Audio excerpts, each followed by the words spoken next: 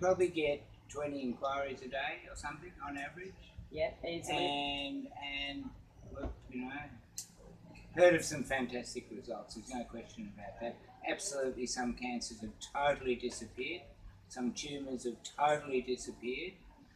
And I do think generally you've got to have a holistic approach. So having a healthy diet and a good attitude, good mind, as well as the medicine all helps. But Francis, talking vaccine reactions, you know, like a lady from the Gold Coast. We've got quite a few children that have had vaccine reactions, or we believe they've had vaccine reactions.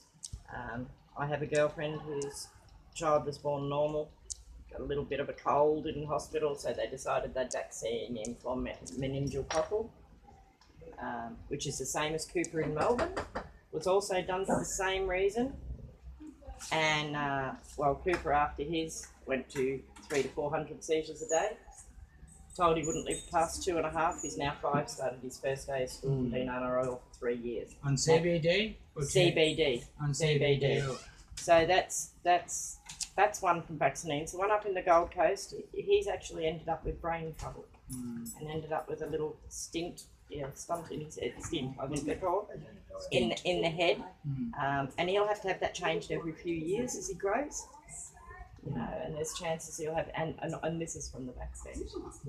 You know, and heaps of friends with autistic kids that believe they watched it change the minute their kids. Yeah, there's no question about it. I've met enough parents. So, but the oil is doing this good. The oil, CBD, a cold. Seems to be working for most things neurological. Sometimes we have to step into a THC depending how many seizures they're having. You know, the irony is, for me, I think the government got really excited when they realised, we can use a cannabinoid where you don't where it's non-psychoactive. Right?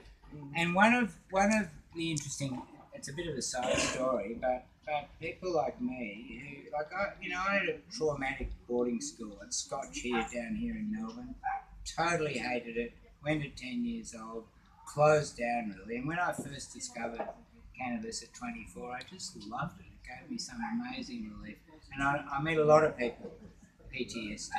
We've got a Weeded Warriors group here, people who've been in Vietnam, Iraq and Afghanistan, who are trying to get something happening. It's big in America.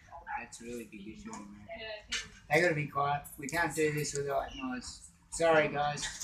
You can go right out the back or sit on the veranda if you're cool. We just have got a limited time, so we can't do it.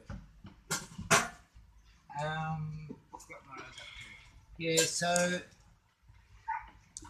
so when the government discovered that CBD can give you such good results, and what's happened is hippies who were going to get stoned, for years we've bred the high THC plants without realising dropping the anti-anxiety CBD levels was kind of causing more mental health problems a little bit for some people. And if you've certainly got a history of mental illness in your family, you've got to be a bit wary, because like a good psychiatrist told me once, it is manure for your imagination. Unless you've got your feet on the ground, you can lose touch with who you are a bit. So, you know, it's a really interesting time at the moment where a lot of people are realising different strains and varieties of cannabis are good for different ailments and different issues. And do you name your own? Yeah, and people are breeding specific plants now for specific ailments. And, you know, we can't do any legal testing here in Australia. We can't do any analysis, so we're really stumbling in the dark. But those results are coming out of America big time.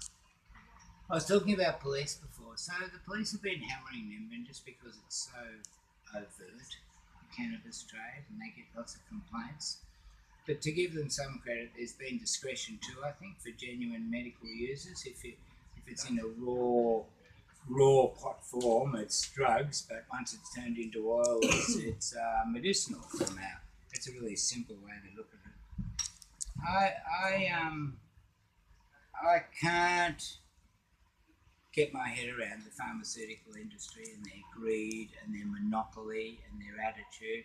I remember reading a story that in Washington, America, for every senator, Big Pharma had 20 lobbyists living in Washington, and that really rocked me. And people I hear, it's not dissimilar in Canberra. They spend more money lobbying to stop drug laws changing and to keep the war on drugs going than any other industry. They make the gun lobby in America look tiny. That's interesting. So that led me to realise just how much money's in it. And now the figures are coming out of America where the states that have had medical cannabis for quite a while, pharmaceutical use has dropped a huge extent, treating cancer, MS, epilepsy, seizures, all sorts of things. And it works better and you don't get the side effects. So big pharma's clearly threatened heaps by their profits. It's just about money. The whole monopoly game really is what it's about. They want control, pain relief. Cannabis was in maybe the majority of medicines 100 years ago, like the opium poppy also. They're the best two pain relievers on the planet. And they're the ones they want control over. The catch is they can't put pot in a pill so easily. They're trying hard. Well, it wasn't a lot of our medicines till 1940. Yeah, it was. Or, cannabis, indica, and little bits in cough medicines in our group stuff for babies' coughs, that, group or whatever it was. That Gry Porter, that's what I was thinking of. Gry Porter used to be in that, it used to be in toothache drops. Queen Victoria. Yep. Again, it's that anti-inflammatory property. Yep. But if you think about it, it's perhaps the oldest plant with recorded use, 10,000 years ago. No one's ever died. You can't die from it. Still an oat and grey. I'm amazed how the pharmaceutical industry has managed to hoodwink people so totally and terrify them about it. You can't die. You might have a big sleep or you might have a bit of a panic attack, but that will pass. Virtually everyone recovers. It's extremely rare the cases of people who smoke pot and don't have a good experience and don't recover. And then again, you might find that was hydrates. Yeah. If they didn't have. And organic bush pot grown out in the sun is a very different product to being bred in a bath full of chemicals. I can't say enough about it's shocking the Australian culture where young people are smoking with tobacco and mixing it with tobacco. There's no education on this. The price of it is a big drama. Kids are paying $20 a gram per pot. They'll double it by mixing tobacco with it. Get some extra spin effect. But, very soon after smoking a few cones, kids wake up in the morning, I want a cone. They're hooked on the nicotine. It's that nicotine addiction. That's a shocking thing. In America, New Zealand, Canada, people aren't smoking with tobacco. It's some habit we've got. Some way of doing this, it's a big kids issue. do some issue to educate them again. Mix it with something else, doing something. Well, we try. And I can talk about that with my own problems. So